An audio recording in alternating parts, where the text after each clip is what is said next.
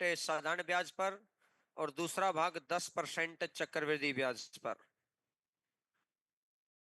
और अब इसने कहा कि 2 वर्ष के बाद उसे कुल इतना ब्याज मिला। मैंने माना साधारण ब्याज पर राशि जमा करा दी उसने x रुपए, और इसको 2 साल तक इंटरेस्ट मिलेगा। 1 साल के अंदर अगर 11%, तो 2 साल के अंदर आ जाएगा 22%।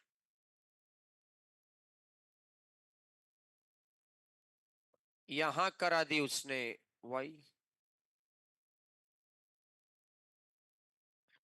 1 साल के अंदर उसने 10%, तो 2 साल के अंदर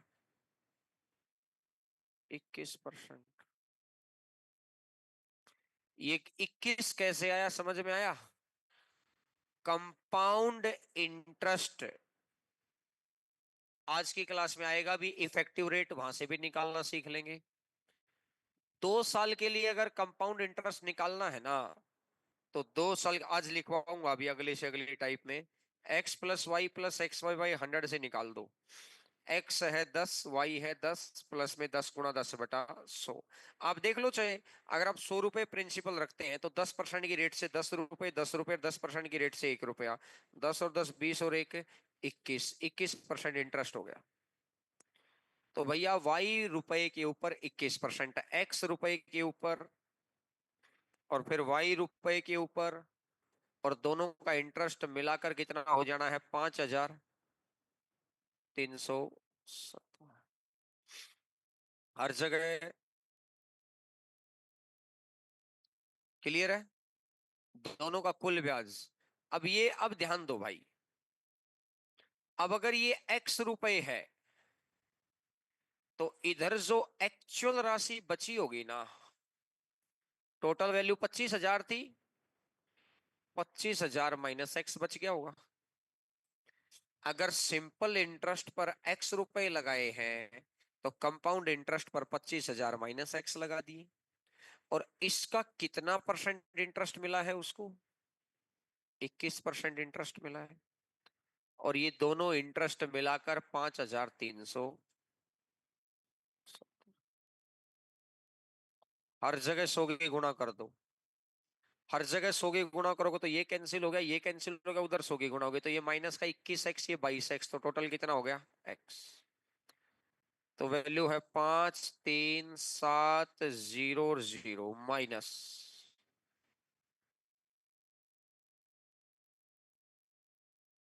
एक जीरो रह गया माइनस 000, 21 पंजा 105, बचेगा 10, 42 और 10 52।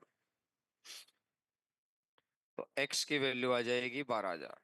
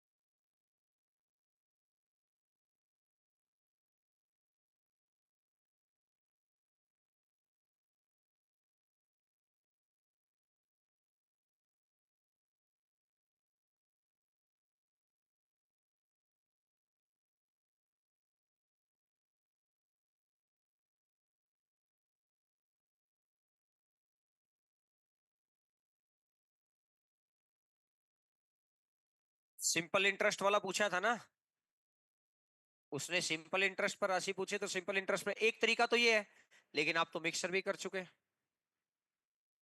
मिक्सर एलिगेशन दो चीज मिलकर बनी है, तो एक बार मानो लिख लिया ये। मिक्सर एलिगेशन वाला तरीका क्या कहता है?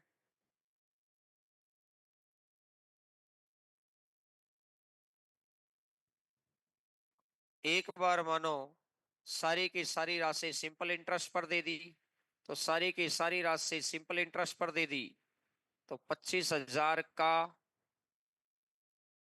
22%, परसेंट दो जीरो को खा गया, जीरो। 25 दूनी 50, बचेगा 5। 25 दूनी 50 और 5 55, आपके रुपए आते 5500। एक बार आपने माना सारी की सारी राशि कंपाउंड इंटरेस्ट पर दे दी, तो 25,000 का 21%, 21 पंजा 105, बचेगा 10। 42 और 10 52। और फाइनल दोनों के बीच की वैल्यू, तो फाइनल है 5,370। फाइनल इतना मिला है, तो यहां से ये बात रिप्रेजेंट हो गई कि ना तो सारा सिंपल पर दिया ना कंपाउंड पर दिया। तो 130, 120, 12 और 13, तो टोटल मिलाकर 25। 25 न होकर 25,000, 1000 गुना, तो सिंपल के नीचे सिंपल की चीज, तो 1000 गुना।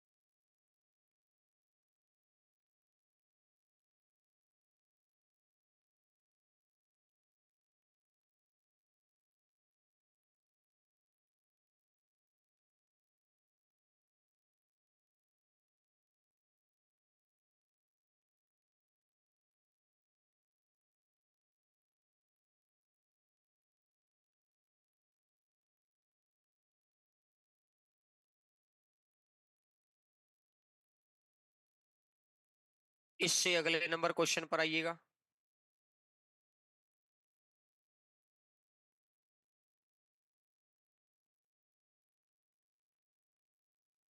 वो पीछे वाला एसी खराब है भाई, वो बंद कर दे, वो मानसिक इच्छा है बस, चल रहा है, वो चल ही नहीं रहा।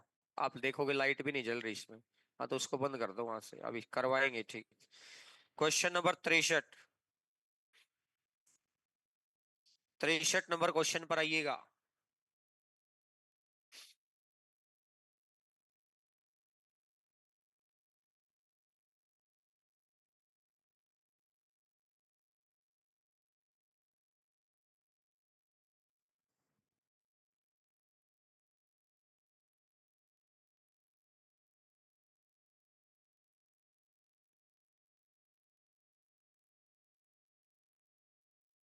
कोई आदमी 12,050 रुपए की राशि को दो भागों में निवेश करता है। पहला भाग 10% की दर से 2 वर्ष के लिए साधारण ब्याज, दूसरा भाग चक्रवृद्धि ब्याज पर 10% की दर से 2 वर्ष के लिए।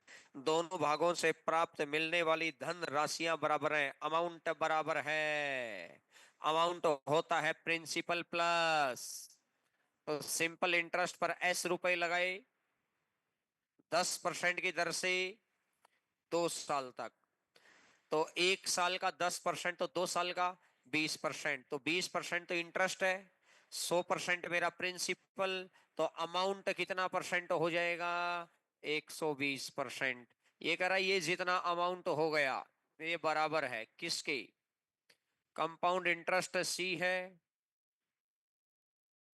अब इसने कहा 21%, 10%, और 2 साल के लिए, 1 साल का 10%, तो 2 साल का 21%, 21% इंटरेस्ट 100 प्रिंसिपल, तो अमाउंट कितना हो जाएगा? 121/100।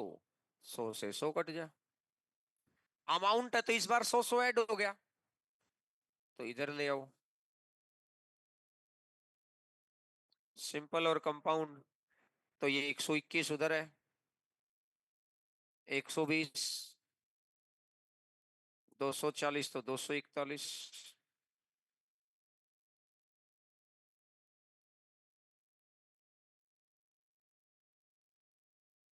अब अगर मैंने यहां से देखा, मैं 5 बार गुणा कर दूंगा तो ये हो गया, जीरो की जीरो 50 हो गया।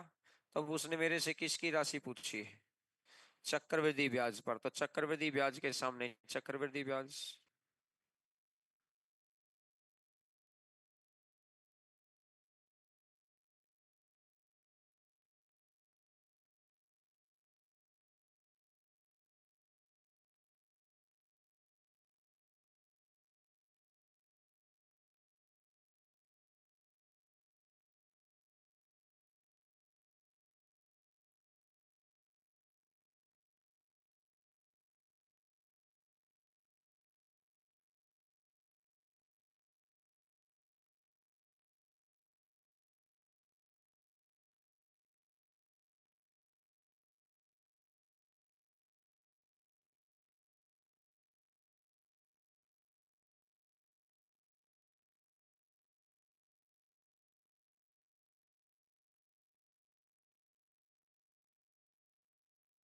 आइएगा, क्वेश्चन नंबर 64 65 छोड़ दो, आओ टाइप नंबर 6 पर।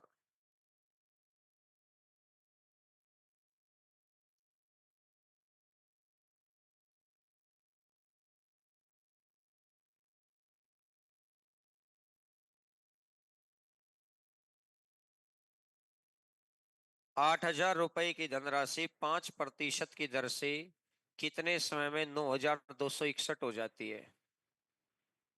5%।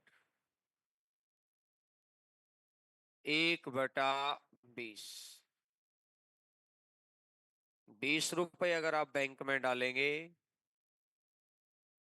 तो 1 रुपए के इंटरेस्ट के साथ कितने हो जाएंगे? अगर आप 20 रुपए बैंक में डालते हैं तो 1 रुपए के इंटरेस्ट के साथ बैंक वाले, नीचे वाली वैल्यू तो लेनी ही लेनी है। फ्रैक्शन को जब भी आपको रेशियो में लिखना है तो नीचे वाली वैल्यू तो लेनी ही लेनी है।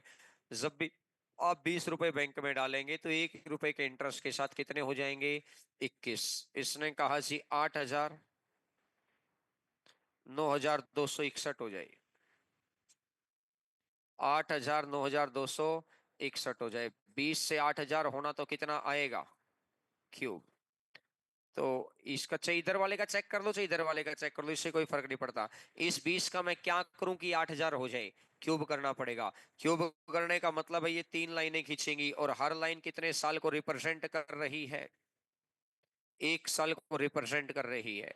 3 लाइनें खींचेंगी और हर लाइन 1 साल को रिप्रेजेंट कर रही है, तो आंसर आ जाएगा 3 साल। नोट करिएगा इसी बात को कि भाई उल्टा भी तो अपन ने काम किया ही था। जब रेट दे रखी थी, टाइम पूछा था, या टाइम दे रखा था रेट पूछा था, तो जैसे याद नहीं आया कि 125 रुपए 3 साल में 216 हो गए, क्यूब रूट निकालते थे। या उल्टा करना है, रेट दे रखी है तो रेशो सेट करो, रेशो में चेक करो स्क्वायर करूं कि क्यूब करूं कि पावर 4 करूं, जितना करना पड़ रहा है। अब 3 लाइनें खींचेंगे और हर लाइन कितने साल को रिप्रेजेंट कर रही है? 1 साल को रिप्रेजेंट कर रही है, और 1 साल को रिप्रेजेंट कर रही है तो कितना हो जाएगा? 3 साल।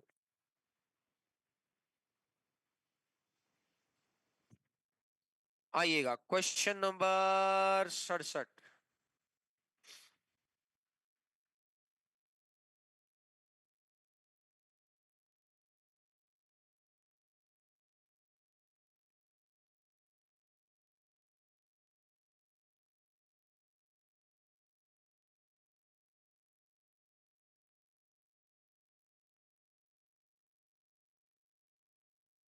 1,200 रुपए की धनराशि 5% की दर से, 5% होता है 1/20। अगर 20 तो एक ऐड 21। इसने कहा 1,200 से 1,323 होना। 3 से कट कर दो 400, और 3 से कट कर दो 441। इस 20 का मैं क्या करूं कि ये 400 हो जाए स्क्वायर। स्क्वायर करने का मतलब है 2 साल है। और हर साल किसको रिप्रेजेंट कर रहा है? मतलब हर दो लाइन है और हर लाइन कितने साल को रिप्रेजेंट कर रही है? एक साल को। तो आंसर आ जाएगा 2 साल। पहले जो भी संख्याएं दे रखी है उनको कट करिए। जब संख्याएं छोटी हो गई तो बस ये ढूंढना है आपको कि स्क्वायर किया जा रहा है कि क्यूब किया जा रहा है। 68 नंबर क्वेश्चन अच्छा क्वेश्चन है, स्टार मार्क करिएगा।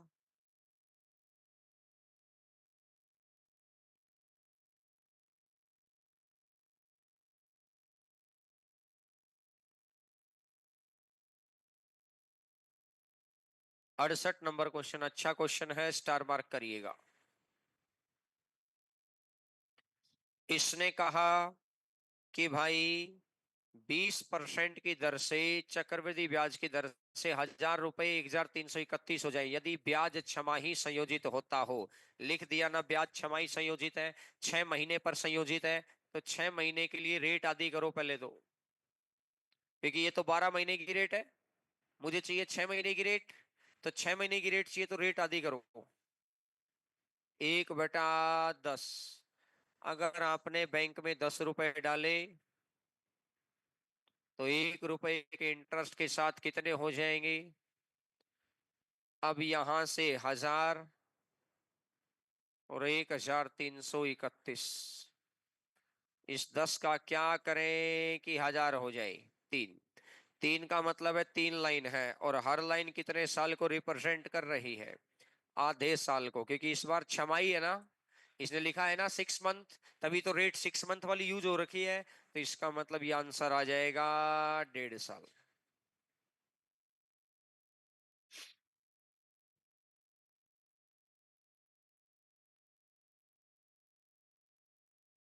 हर बार हम ईयरली यूज करते थे, रेट रेट ईयरली होती थी तो हर लाइन एक साल को रिप्रेजेंट करती थी। इस बार हम रेट यूज कर रहे हैं हाफ ईयरली। तो इसका मतलब आधा। क्लियर है भैया? इससे अगले नंबर क्वेश्चन पर आइएगा। Question number 69।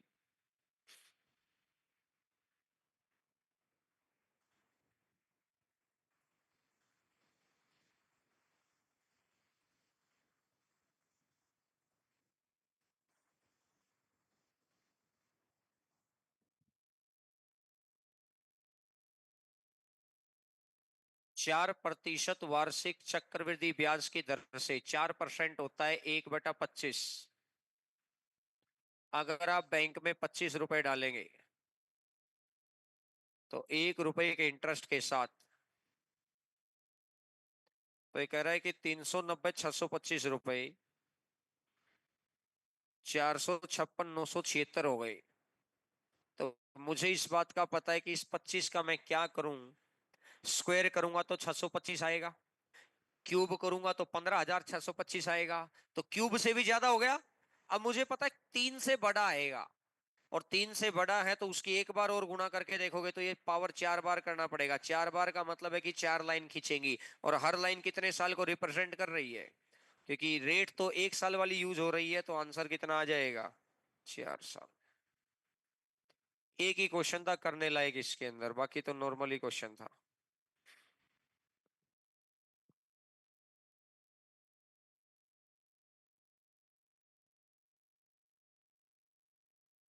आइएगा भैया।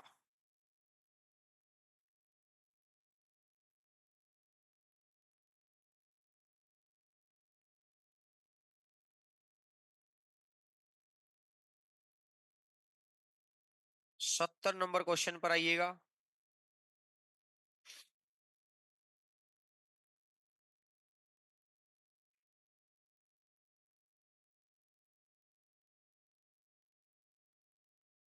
हरेंद्र सिंह ने 10% चक्रवृद्धि ब्याज की दर से 3,000 रुपए की राशि उधार ली। प्रत्येक वर्ष के अंत में उसने 1,000 रुपए वापिस किए। तीसरे साल के अंत में कितने रुपए वापिस करे कि कर मुक्त हो जाए? उसने हमसे कितने रुपए लिए? 10%। 10% होता है 300। एक साल के अंत में कितने कर देगा?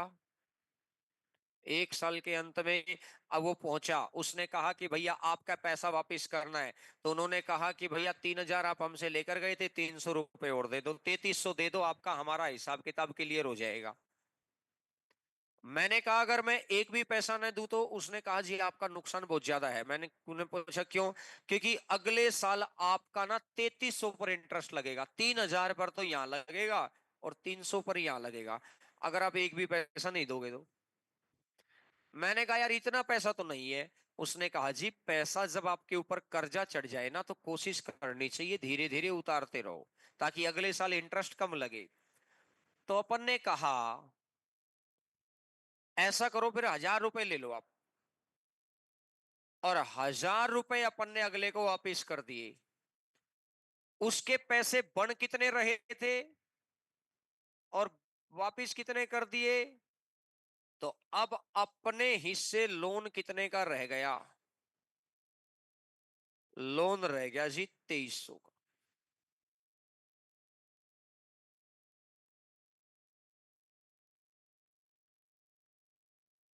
लोन रह गया जी 2,300 का। अब 2,300 का 10%, 230।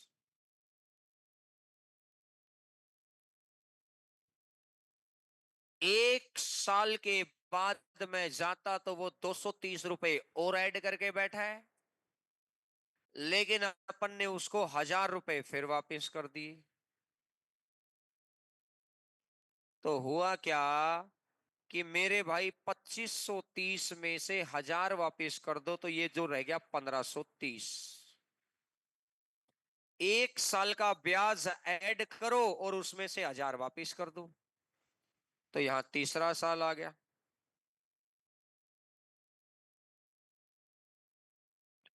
तो इसका 10% 153।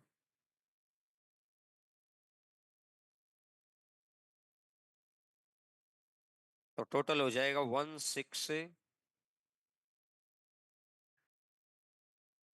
16,000। नोट करो सी बात।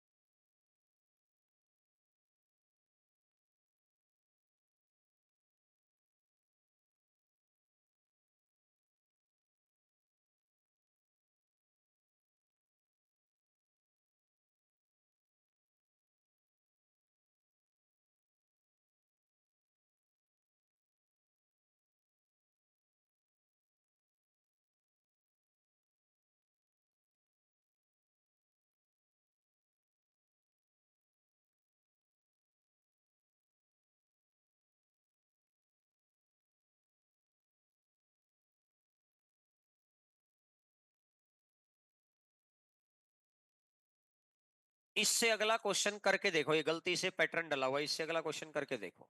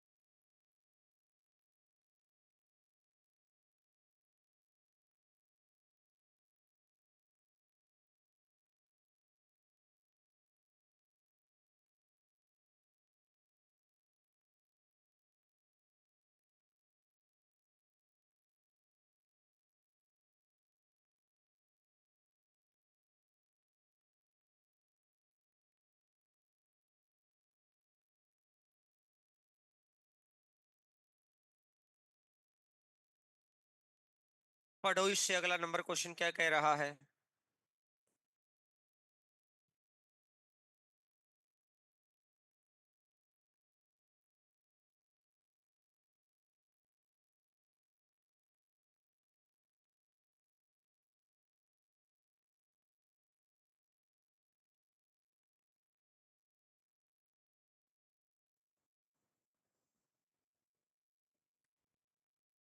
इसने कहा हरिंदर सिंह ने 4,000 रुपए की राशि उधार लेता है चक्रवृद्धि ब्याज की 5% की दर से।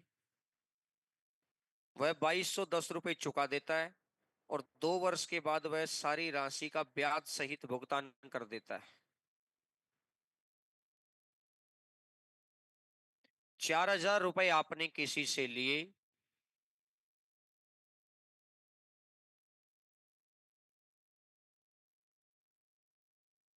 5% की दर से।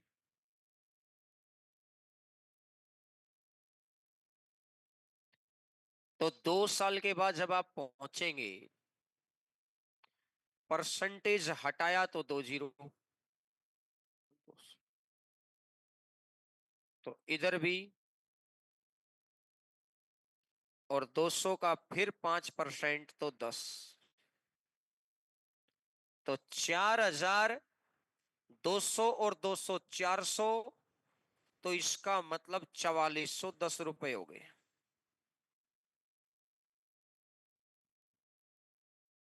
4,410। 4,410 में से भाई आज की आज हिसाब किताब क्लियर करना तो इतने दे दो, लेकिन क्वेश्चन ने स्पष्ट शब्दों में लिखा है कि 2 साल के बाद 2,210 दे दी।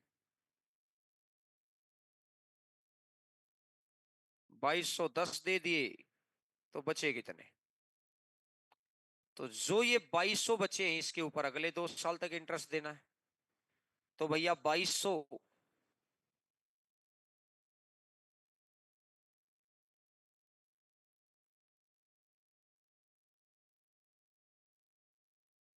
110, 110, 5%, 10% होता है 11, तो 5.5।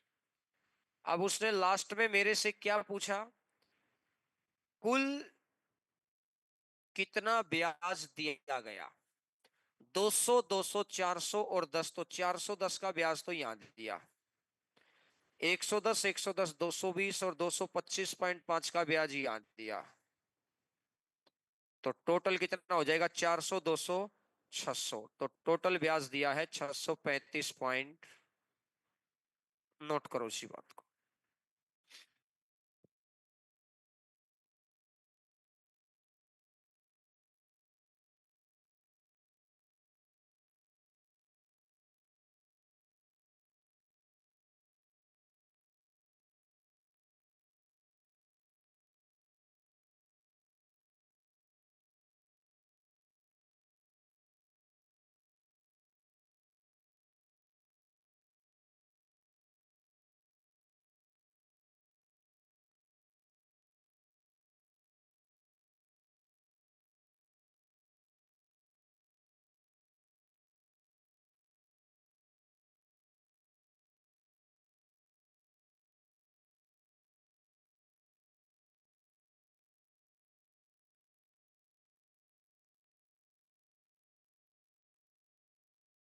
आइएगा जी टाइप नंबर 7।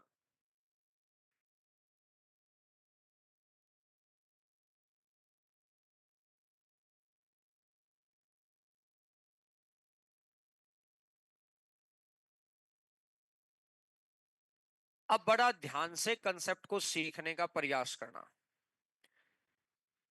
इसने कहा है कि 2 साल का ब्याज है 154, 156, और 3 वर्ष का है 254। 2 साल का है 156 और 3 साल का है 254। मुझे एक बात बताओ भाई, अगर कहानी 2 साल की है तो ए और ए और बी, ठीक है, और अगर कहानी 3 साल की है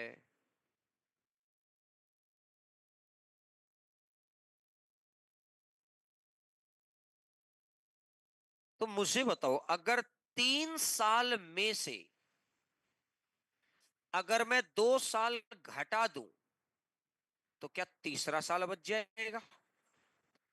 3 बेंचों पर बैठे बच्चों में से मैं 2 बेंचों के बच्चे घटा दूं तो क्या तीसरा बेंच बच जाएगा? कहानी समझ आ रही है? इसका सबसे पहले आप क्या करें, सबसे पहले आप रेशियो बना लें, संख्या को छोटी संख्या में कन्वर्ट कर लें। 78, 127।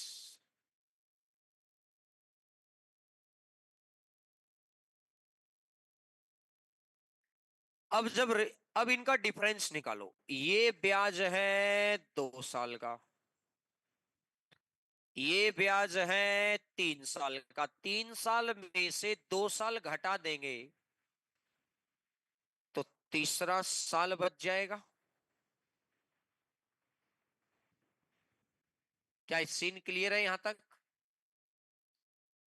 अब हमेशा ध्यान रखें, एक जगह आपको दे रखा है 2 साल, ऐसा क्यों करते वो भी बताऊंगा। एक जगह दे रखा है 2 साल, एक जगह दे रखा है 3 साल, तो डिफरेंस का स्क्वायर रूट निकाल लें। जो छोटे वाला नंबर है उतना बार का रूट कर दो। जैसे एक जगह दे रखा हो 3 साल, एक जगह दे रखा हो 4 साल, तो डिफरेंस का क्यूब रूट निकाल दे। एक जगह दे रखा है 4 साल, एक जगह दे रखा है 5 साल, तो डिफरेंस का फोर्थ रूट निकाल दे। तो मेरे भैया डिफरेंस का स्क्वायर रूट निकाल दो। क्यों किया है बताऊंगा। स्क्वायर रूट निकालते ही जो भी ये संख्या आएगी ना, ये सात ना मेरे भाई अमाउंट है, मिश्र धन। ये सात क्या है? अमाउंट, मिश्र धन। इस सात में से 1 रुपया आपका इंटरेस्ट है, तो प्रिंसिपल कितना हो जाएगा?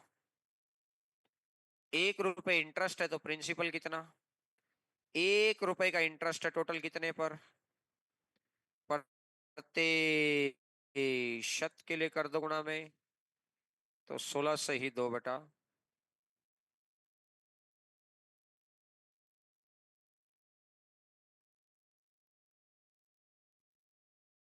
नोट करो पहले इस बात को। पहले 2-3 क्वेश्चन करते हैं तो रीजन फिर समझ में आएगा ऐसा करते क्यों।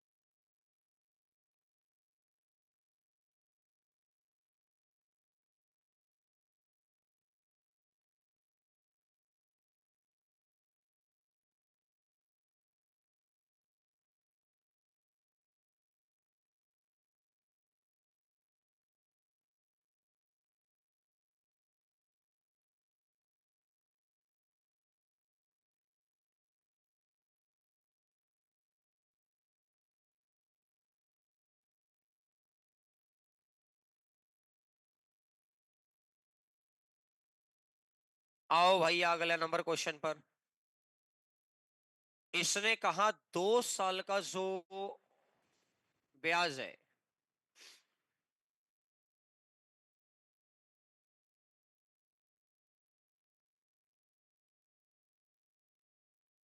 2 साल का जो ब्याज है वो 210 है, और 3 साल का जो ब्याज है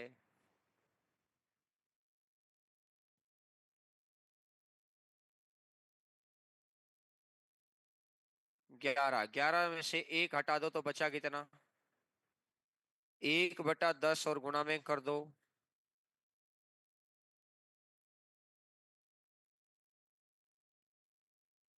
जब भी 2 साल और 3 साल दे रखा है तो हमेशा क्या करें, डिफरेंस का छोटे वाला रूट, 2 और 3 में स्क्वेयर रूट, 3 और 4 में क्यूब रूट, 4 और 5 में फोर्थ रूट। सर ऐसा किया क्यों, बताएंगे अभी। 4-5 क्वेश्चन करो, पहले इससे अगले नंबर पर आ जाओ।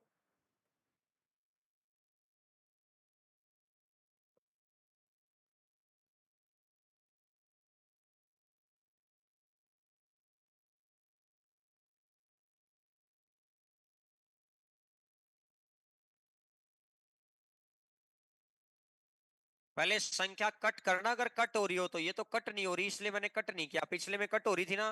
पहले संख्याएं कट करोगे, अगर कट हो रही है तो, कट होगी तो संख्या छोटी हो जाएगी, छोटी हो जाएगी तो संख्या का स्क्वायर रूट निकालना, क्यूब रूट निकालना आसान हो जाता है।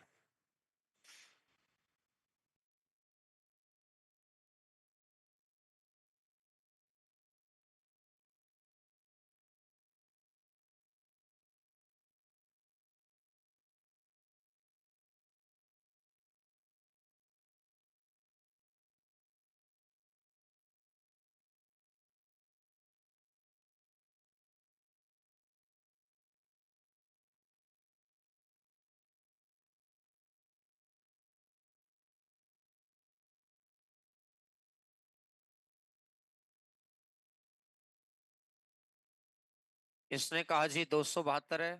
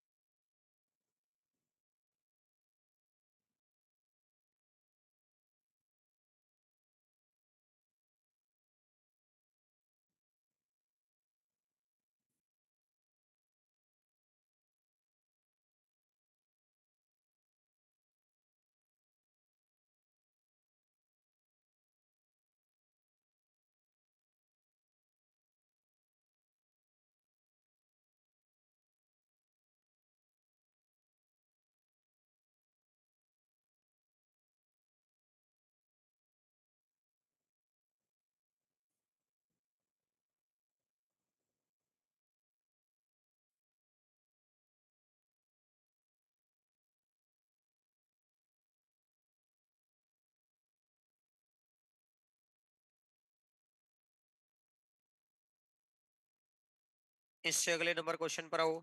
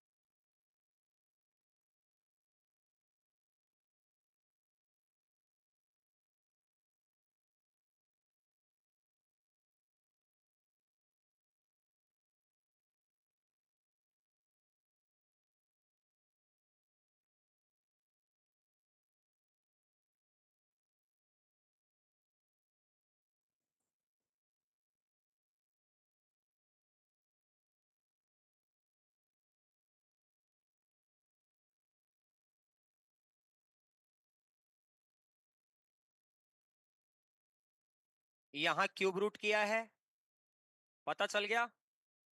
3 साल और 4 साल दे रखा तो डिफरेंस का छोटे वाला रूट लेना है। अगला क्वेश्चन करके देखो।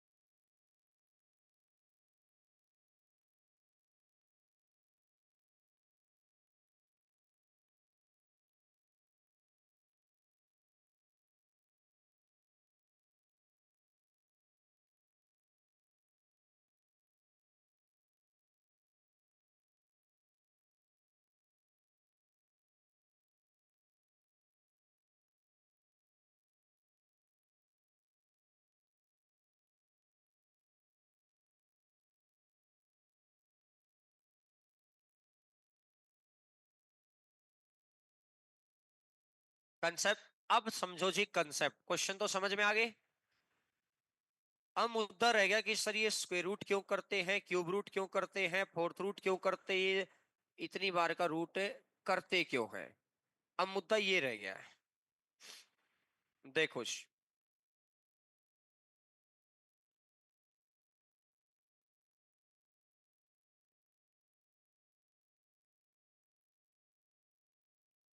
एक्स का क्यूब करो।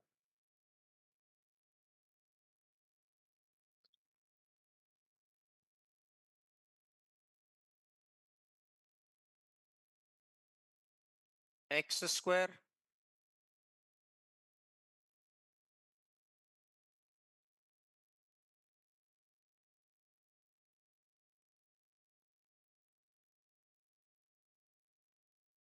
3 साल में से 2 साल घटा दिए तो ये तीसरा साल बच गया। और अगर आप दिमाग चलाएं तो एक्स स्क्वायर प्लस 2x+1 है, और ये x+1 का होल स्क्वायर है। अगर मैं इसका स्क्वायर रूट निकाल दूंगा तो ये x+1 की वैल्यू आ जाएगी। इसमें से 1 मैं साइड कर दूंगा तो x आ गया। और 1/x इंटू 100 ही तो रेट था। बात क्लियर हुई। जैसे अगर मैं बात कर दूं 4 की,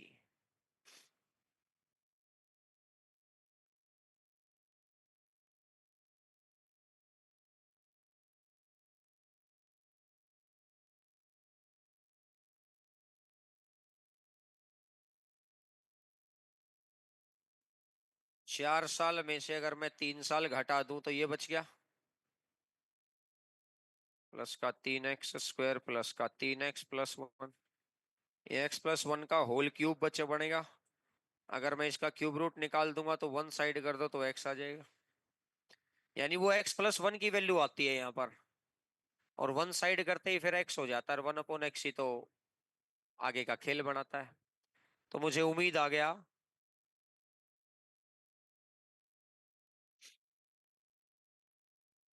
आइएगा भाई।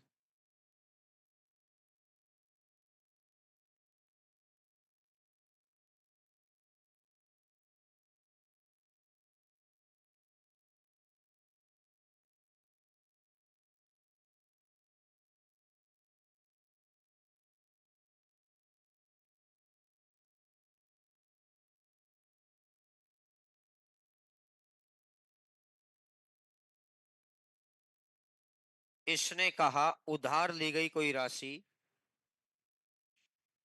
5% की चक्रवृद्धि ब्याज की दर से 882 रुपए की 2 वार्षिक किस्तों में लौटा दी गई। उधार ली गई राशि बताओ जी कितनी है।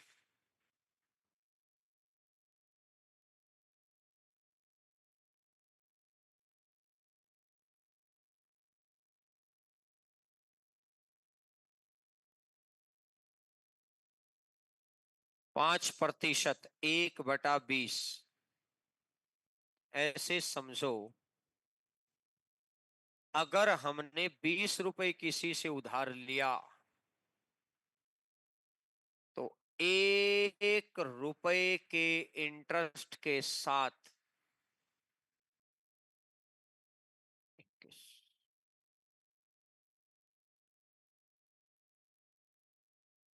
दूसरा साल है तो स्क्वायर कर दो, 20 का स्क्वायर 400। अगर हमने 400 रुपए किसी से उधार लिया,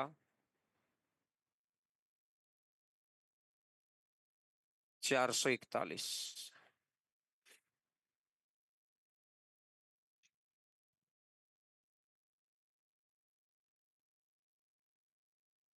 इसने कहा ये पैसा प्रिंसिपल है, और इंटरेस्ट ऐड करके जो पैसा बना वो 2 तरह का होता है। एक मुश्त एक जगह रखा हुआ, और टुकड़ों में रखा हुआ है तो इंस्टॉलमेंट है। लेकिन इसने कहा कि दो बराबर वार्षिक किस्त इक्वल है किस्त। अगर ये 441 है तो ये भी कितना रखना है, ये 441 है तो ये भी 441 रखना है। 441 रखना है तो कितने की गुणा कर दी, और इधर 21 का गुणा है तो इधर भी 21 का गुणा। 21 दूनी 42, 420 और 400। अगर मैंने किसी से 820 रुपए उधार लिए, अगर मैंने किसी से 820 रुपए उधार लिए, तो आप इस बात को समझें। अगर मैंने किसी से 820 रुपए उधार लिए, तो जब मैं लौटाऊंगा तो 441 की पहली इंस्टॉलमेंट और 441 की दूसरी। कोई मेरे से पूछे कि टोटल पैसा कितना लौटा दिया, तो 441 और 441 टोटल 882 रुपए लौटा दिए। कोई मेरे से पूछे कि इंस्टॉलमेंट कितने की है, तो इंस्टॉलमेंट वो होती है जो एक जगह रखी हुई है, चाहे ये ले लो चाहे ये ले लो। तो इंस्टॉलमेंट कितने की है, 441 की। अगर मैंने किसी से 820 रुपए लिए, तो इंस्टॉलमेंट कितने की। जिसको थोड़ा मोटा रटना पड़ता है, ये वाली इंस्टॉलमेंट बहुत कम आती है पेपर में, वो एसआई वाली ही आ जाती है, वही है जो खास है। अगर फिर भी मानसिक कंफ्यूजन रह जाए तो ऐसा समझ लेना, जो चीज बराबर बनाई है ना, इसको जोड़ो मत कभी भी। अगर आपने किसी से 820 रुपए लिए हैं, तो इंस्टॉलमेंट मतलब एक जगह रखा हुआ पैसा, तो इंस्टॉलमेंट कितने की। लेकिन क्वेश्चन ने स्पष्ट लिखा है कि इंस्टॉलमेंट 441 की नहीं है, इंस्टॉलमेंट कितने की है, 882 की। कितना गुना बैठा है, 2 गुना बैठा है, तो इसका भी 800 दूनी 1600 और 20 दूनी।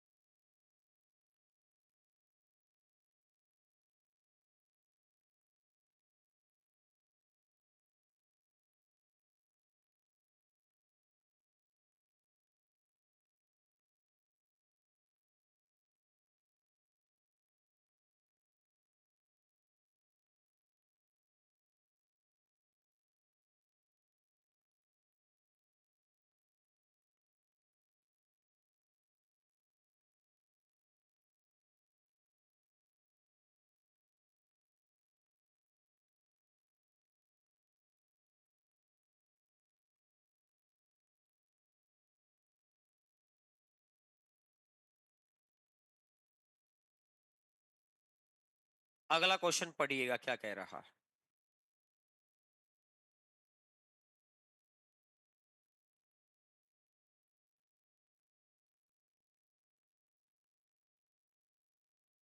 आराम से क्वेश्चन पढ़ो पहले।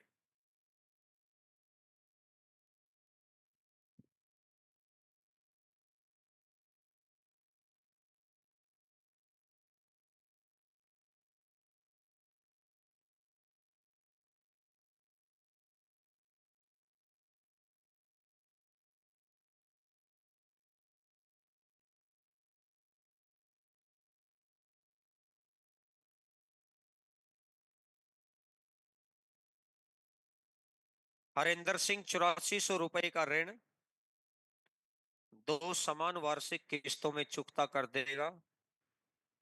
चक्रवृद्धि ब्याज की दर है 10% वार्षिक।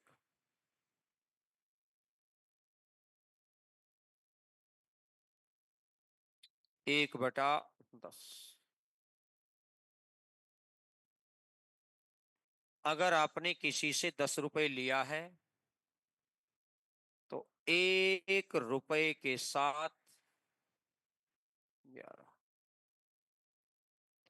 2 साल हैं, 100, 121। लौटाने वाली राशि बराबर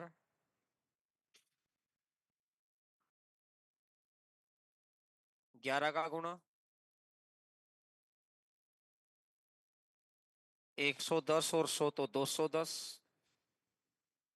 अगर आपने किसी से 210 रुपए उधार लिए, अगर आपने किसी से 210 रुपए उधार लिए, तो 121 की पहली और 121 की दूसरी, तो इंस्टॉलमेंट कितने की? अब उसने किस्त तो मेरे से पूछा है, ये पूछा है तो ये गिवन कर रखा है 8400। जीरो से जीरो गया, 40 गुना।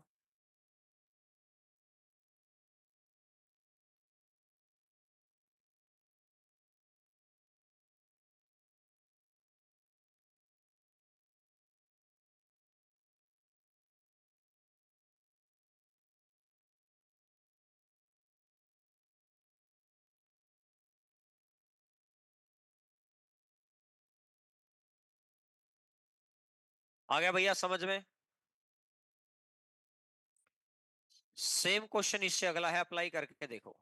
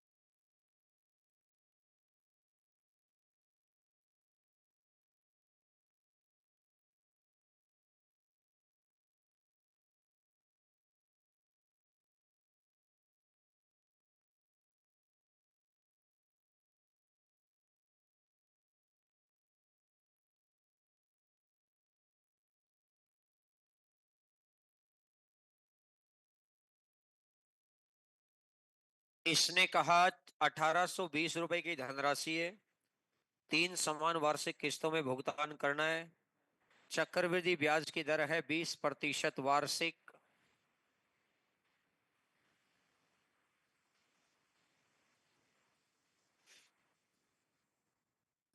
5, तो 1/25।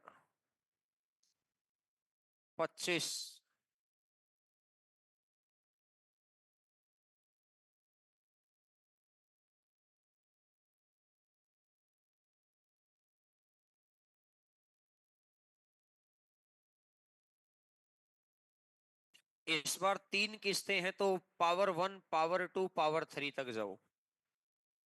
अब इसने कहा तीनों समान किस्त हैं, तो बराबर बना दो। जैसे यहां 6 की पावर 3 है, तो यहां भी 6 की पावर 3 होना चाहिए। तो 6 की पावर 2 तो ये रहा, तो गुणा में 6 कर दो, तो हो गए ना पूरे 6 की पावर 3। यहां 6 की पावर 1 है, तो 6 की पावर 2 से गुणा कर दो, तो हो जाएंगी 6 की पावर 3। तो पहले केस में 36 का गुणा है, तो गुणा में 36।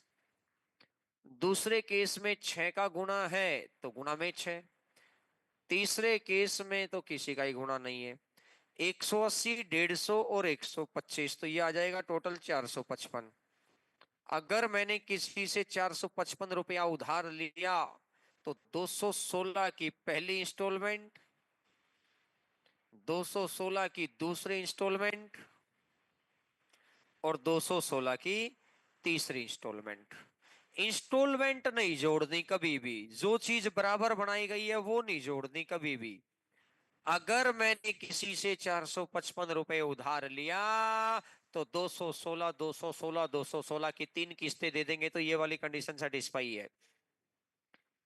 लेकिन इसने कहा ये 1820, 4 गुना, तो इसका भी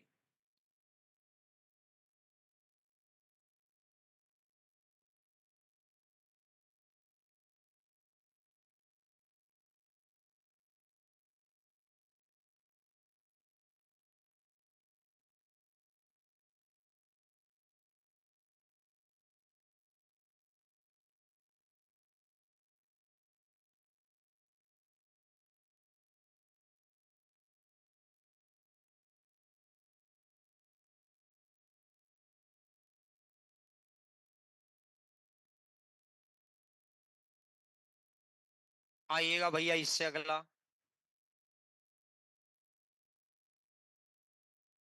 क्वेश्चन नंबर 81।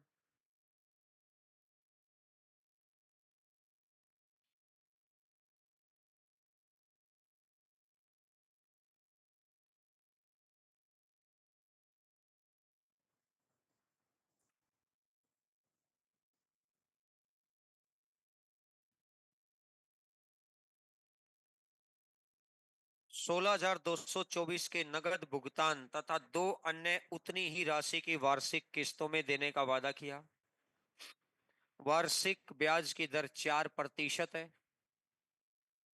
4% होता है 1/25। अगर आपने किसी से 25 रुपए लिए तो 1 रुपए के इंटरेस्ट के साथ कितने लौटा दोगे? 2 साल हैं तो स्क्वायर कर दो।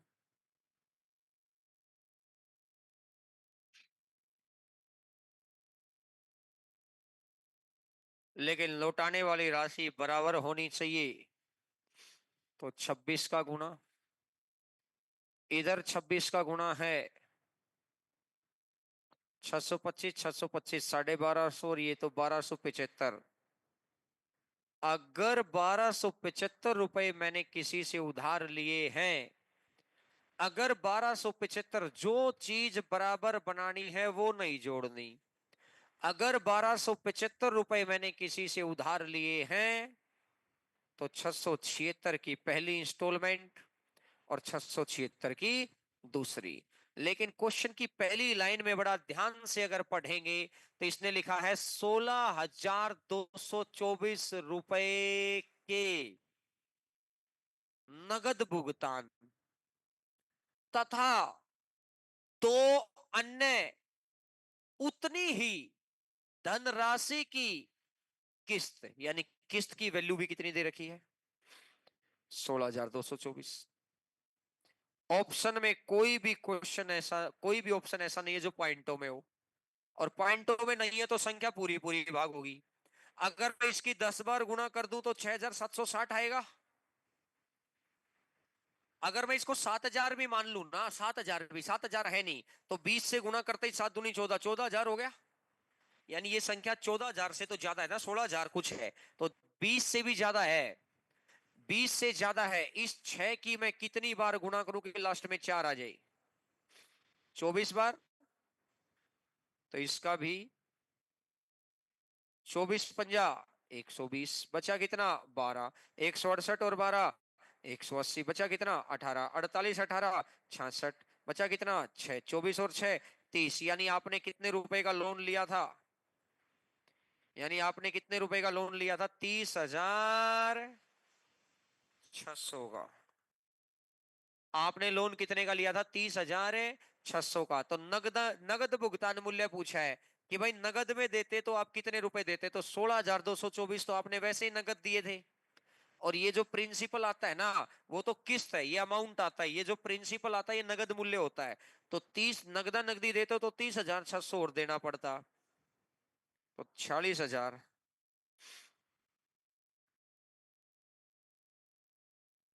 नोट करो उसी बात को।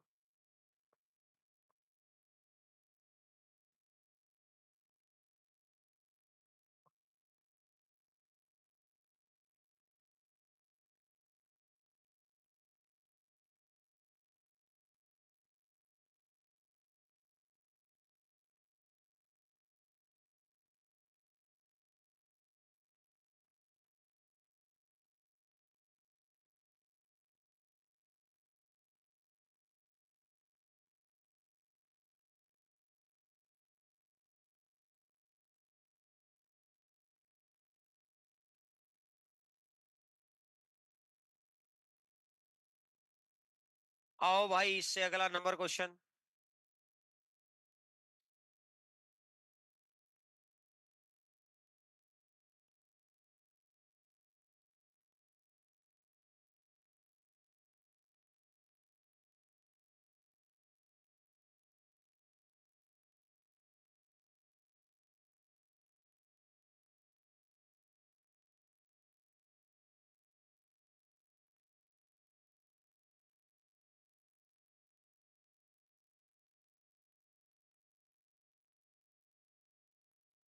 एक व्यक्ति कुछ पैसे इस शर्त पर उधार लेता है कि वह प्रथम वर्ष के अंत में 3,150 रुपये वापिस करेगा और दूसरे साल के अंत में 4,410 रुपये वापिस करेगा, और चक्रवृद्धि ब्याज की दर है 5% वार्षिक।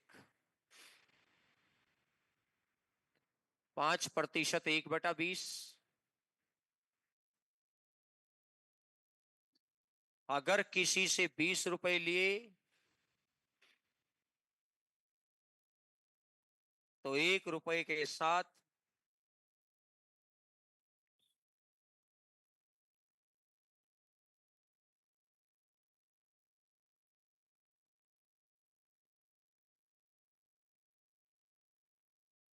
अगर किसी से 400 रुपए लिए तो 441।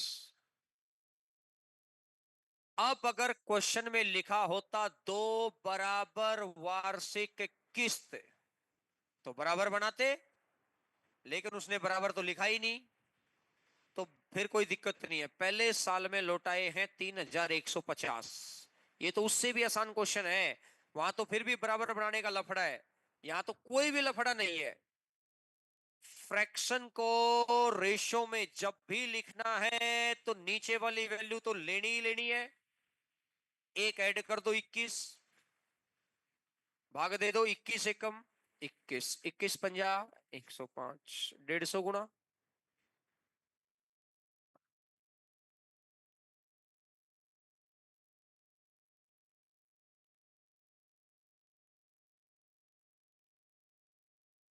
441,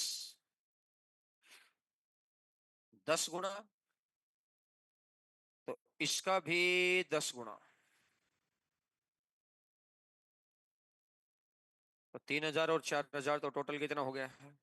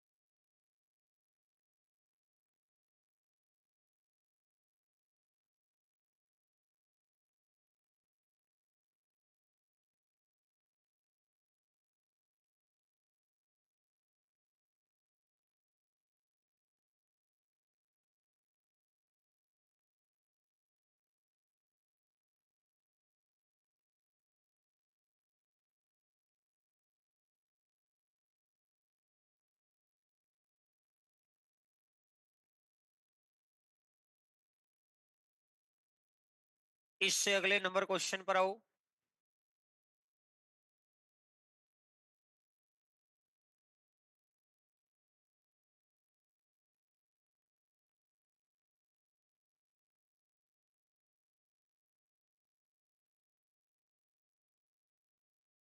एक व्यक्ति 12,000 रुपए की भुगतान करके कार खरीदा, सेल्समैन को 60।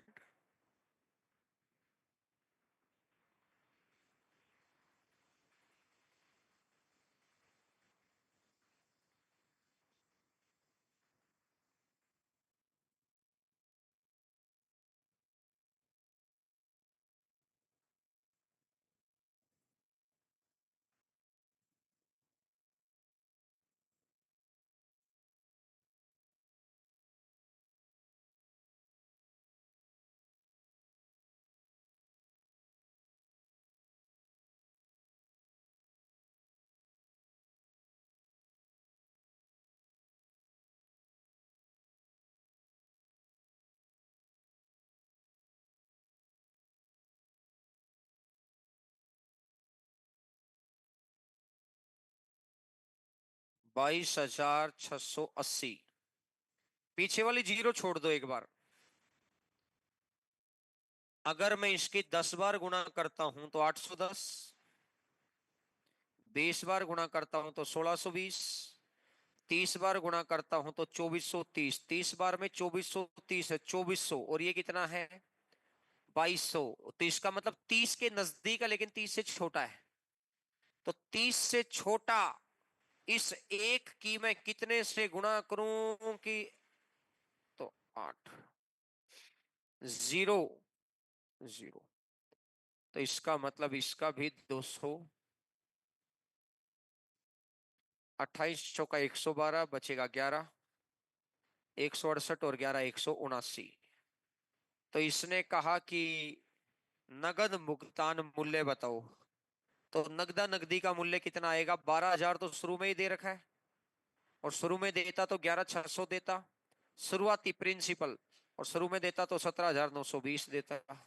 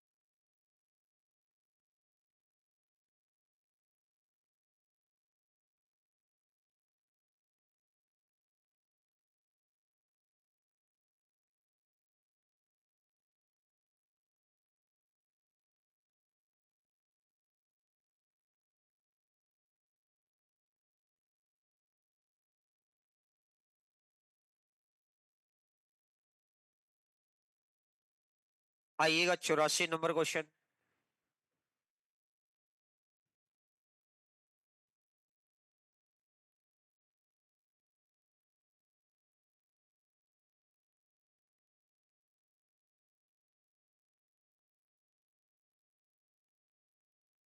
देखो जी भैया, 84 नंबर क्वेश्चन आराम से समझना, मेंस के एग्जाम का आया हुआ क्वेश्चन है ये। एक व्यक्ति 8% की दर से कोई धनराशि उधार लिया, प्रथम वर्ष के अंत में 50,000 रुपए वापिस कर दिए। 8%, 2/25। अगर आपने 25 रुपए किसी से उधार लिया तो 2 रुपए के इंटरेस्ट के साथ 27। अगर आपने 625 रुपए किसी से उधार लिया तो 2 रुपए के इंटरेस्ट के साथ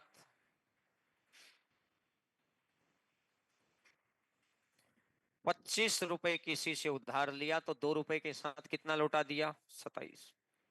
625 लिया तो कितना दिया, लेकिन 27 ना होकर ये है कितना, 50,000। अब दिमाग चला कि 27 इसको भाग देगा और ये पूरा भाग ही नहीं जाएगा, दिखाई दे रहा है ये पॉइंट बनेंगे। बढ़िया बात ये ऑप्शन में पॉइंट नहीं है, यानी अभी तक क्वेश्चन का जो कंसेप्ट सिखाया था वो तो सही चल रहा है, लेकिन मुद्दा ये हो गया कि इस कंसेप्ट से आगे नहीं बढ़ पा रहा क्वेश्चन।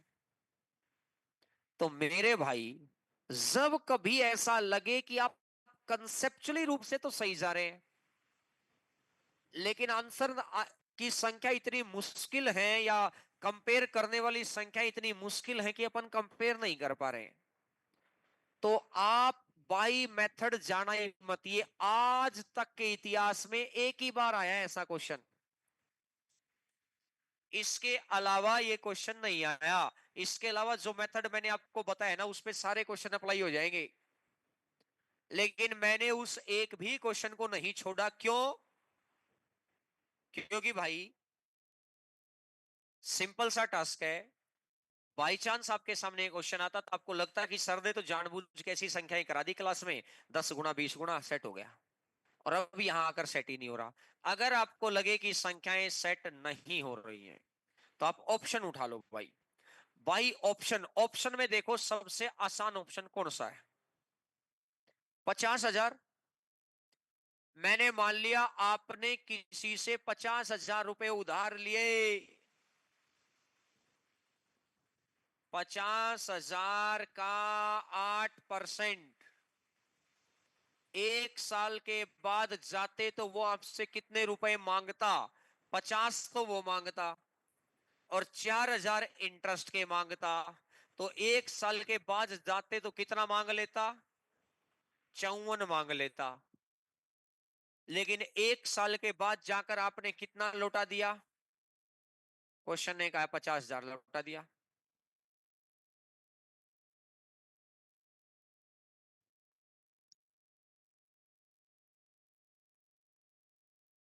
अब यहां से सेकेंड ईयर स्टार्ट। 8%, परसेंट दो जीरो को खा गया, 320। तो दूसरे साल में 4,320। पहले साल में कितना पैसा लौटाया? 50,000। दूसरे साल में कितना लौटाया? लेकिन क्वेश्चन ने तो दूसरे साल में कितना कह रखा है? 62,640। जो दूसरे साल का पैसा हो तो हमारा मैच नहीं हुआ, इसका मतलब ये ऑप्शन गलत है। दूसरा ऑप्शन उठाओ, 50,000 से ज्यादा, जो आसान दिखाई दे रहा हो।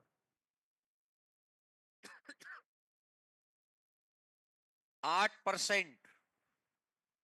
8,000। 8,000 आ गया। पहले साल के अंत में कितना लौटा दिया? 50,000 लौटा दिया।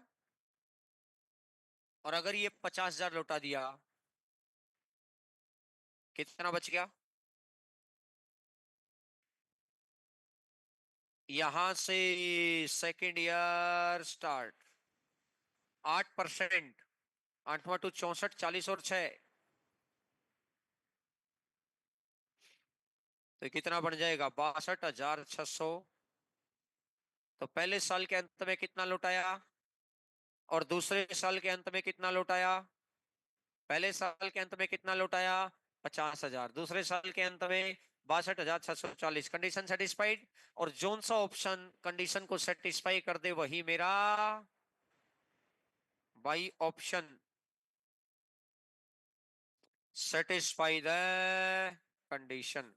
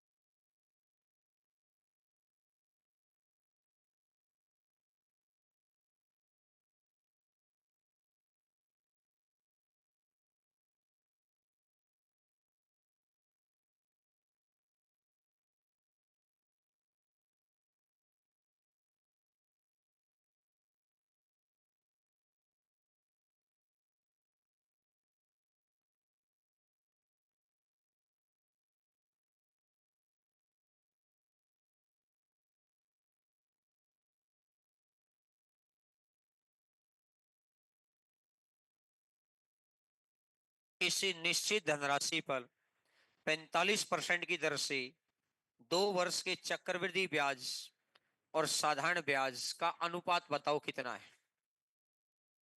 45%, 9/20। 45%, 9/20।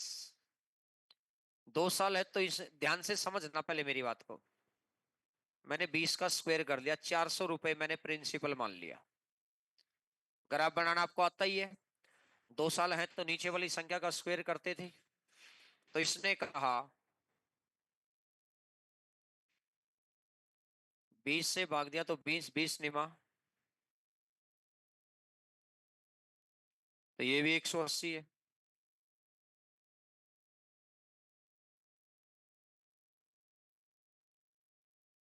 ये 81 है। बोलो भाई। 180, 180, 360, 360 और ये तो कितना हो जाएगा, 441। और 180, 180 तो 9 से कटेगा, और 9 से कटेगा। एक तरीका। अब मेरा ये कहना है कि भाई यहाँ जो भी प्रिंसिपल रहा होगा, इसका जो भी इंटरेस्ट आएगा, फिर यहाँ जो भी इंटरेस्ट आएगा उसके ऊपर फिर इंटरेस्ट आएगा। अगर मेरा यहाँ 100 रुपए है, यहाँ 100 रुपए है, तो 100 का 45%, क्योंकि रेट 45 ही तो है। अब वो मेरे से प्रिंसिपल पूछ ही नहीं रहा, तो मैं क्वेश्चन प्रिंसिपल से क्यों शुरू करूं। मैं सीधा इंटरेस्ट से ही क्वेश्चन शुरू करता हूं कि यहाँ मेरा इंटरेस्ट 100 है, कुछ भी मान सकता हूं। तो 100 का 45% यहाँ कितना आएगा। तो 2 साल का जो मेरा कंपाउंड इंटरेस्ट आया वो कितना आया, और सिंपल इंटरेस्ट कितना है। 5 से कट कर दो, नोट करो इसी बात को। मैंने सिंपल ये कहा कि जो भी प्रिंसिपल रहा होगा इसका, ये जो इंटरेस्ट आया, इजी कैलकुलेशन करने के लिए, मानने को तो दूसरी तरफ से निकालोगे तो कोई बहुत फर्क नहीं पड़ रहा, लेकिन कैलकुलेशन इजी हो जाती है ऐसा करने से।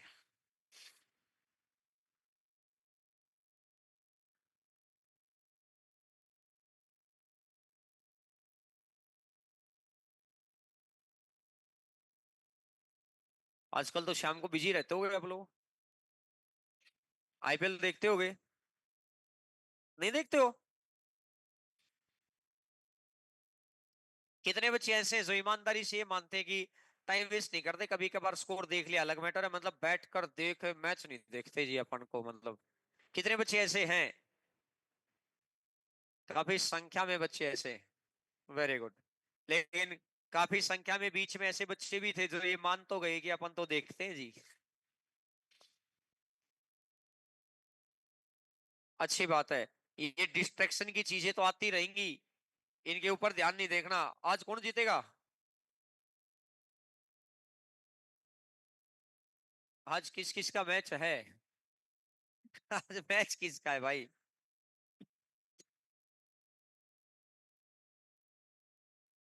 हैं।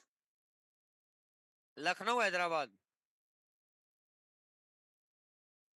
आज में क्या कंफ्यूजन, आज किसी को कंफ्यूजन ही नहीं है, आज क्या कंफ्यूजन है।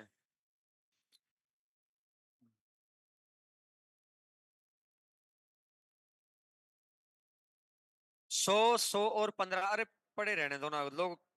क्या क्या फर्क पड़ता है, कोई जीते कोई हारे, उनके कोई फर्क नहीं पड़ता। 15, 15 और 100, 100 और 15 तो ये आ जाएगा 215। ये आ जाएगा 200।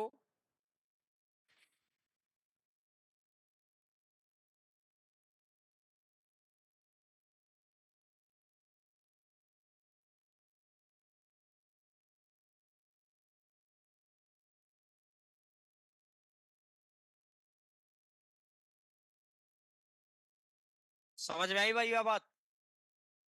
सिंपल सा टास्क था। तो चलो जी फिर आज यहीं तक करते हैं। सुपर 52 वाले बच्चों की क्लास उधर है, और फिर यहाँ पर रेशो की क्लास है।